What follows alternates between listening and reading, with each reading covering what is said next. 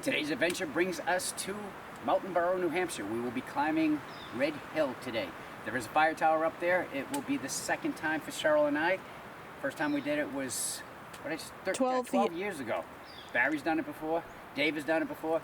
Tina, well, we're going to break her of not having this today. So let's go. We'll be starting out on the Red Hill Trail, which will take you to the fire tower in 1.7 miles. But we're going to be taking more trails because there's other stuff we want to show you out here too.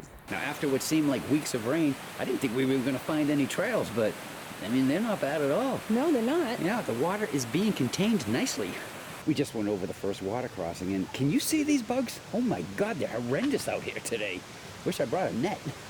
Check out this cool cellar hole. Yeah, that's holding up well for being 197 years old. And we do enjoy finding these signs out here when we come to cellar holes too, even though we do our research beforehand. Now you can pause the video and read it if you'd like. There's a cool story there about how Eben's son used to sled to school. Imagine that, hon? That'd be so cool. But what's not mentioned here is Eben was a math whiz and could solve complicated math problems in his head and never had any formal training. There you go. I have no clue how I didn't win. Tina, you must have cheated. Back at the Horn Foundation, we did change trails. We are now on the Cabin Trail, so we're following blue blazes instead of the red ones that were on the Red Hill Trail. We have made it to the land once owned by the Cook family. There's an informational sign about them here too.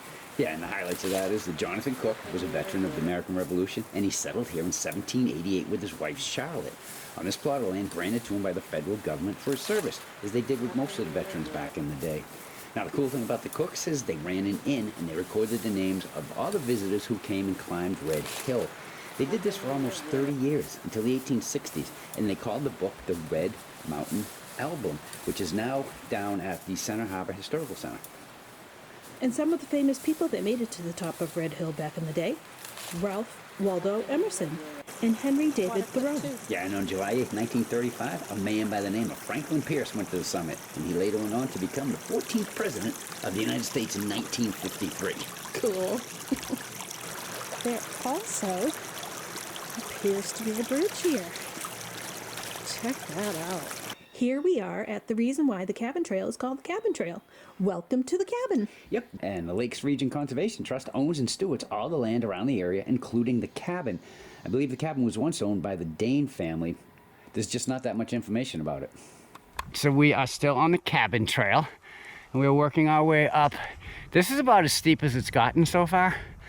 So we're moving on. So Tina, how's it feel your first time here at the Red Hill Fire Tower? She's waiting for the red carpet. Well, no, dirt. That's dirt carpet. I was up here at 6 o'clock putting this down. What you're worthy of. I'd rather have the dirt carpet. There you go. Welcome to the summit of Red Hill. It comes in at 2,030 feet in elevation. They say it got its name from the redness of the hill when the colors change in the fall. Yeah, this fire tower is on a New Hampshire Fire Tower quest. There's 15 towers. If you visit at least 5 of them, you can get a patch. We've done all 15. It's also on Ed Hawkins' Fire Tower list, which I believe has over 100 sites now to get a patch, and we've done every one of those too. Yes, we have. Now, what about this tower?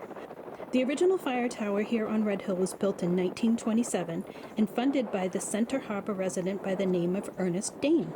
Yeah, he said he'd pay the $1,175 for the tower, the warden's cabin, and phone lines if the state of New Hampshire would maintain it. They agreed, and a 27-foot tower was built. By 1939, the tower stood at 45 feet tall, and by 1972, it was 55 feet tall. Yeah, and I swear it's even higher than that with these winds. Can you believe these today? The state took it out of service in 1981, but it has been manned by various organizations since then. And one thing I can say about this tower, it's got 360 degrees of wow. Check these views out in every direction. Barry, what's your favorite YouTube channel besides Dave's? WeRmudfun. All right, now that the funny games are over, we found this spot. It's pretty neat. Lots of little seating. Yep, and we thought this would be a great place to end the video. So we hope that you enjoyed what you saw today. I mean, we showed you a lot. The fire tower and all the things on the side of the trails. But other than that, if you like what you saw, we'd appreciate that thumbs up as always. Want to follow along with everything we do here on the WeRmudfun channel? Dave, where would they do that? Right down below, click that subscribe button and ring the bell to be notified of all future videos. And if you have any questions or comments, where would they put them, Barry? Right down below us. Nice recovery, Cheryl. Oh, you can just say hi. Why, Tina? Because we'll say hi back. We always do. will. Until our next adventure with the team, I'm Chuck. I'm Cheryl. I'm Barry. I'm Tina. I'm Dave. Bye. WeRmudfun, the end. And now all the bugs. I know. I was wanting them. You need help, Tina? I think